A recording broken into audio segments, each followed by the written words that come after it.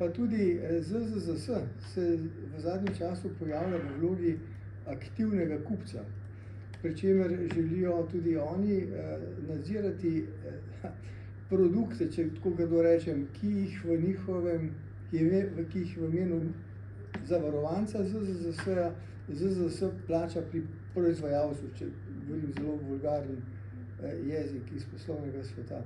To pomeni, da je za vsak nivo zdravstvene obravnave predviden nek obseg, ki je strokovno utemeljen, ki temelji na nekih morebiti mednarodnih zgledih, torej anamneza, status in potem skušaš potrditi diagnozo vsaj z osnovnimi laboratorijskimi preiskavami, ki so seveda izvedljive tudi na primarnem nivoju in morajo biti, drugače ne dobiš akreditacije, ne.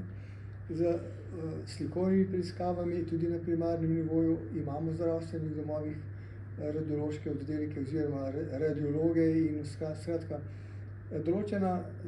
določena orodja so na voljo. To je že tudi profesor Košnik zdaj povedal, tudi mladi zdravniki se seznanjajo s temi možnostmi, ne.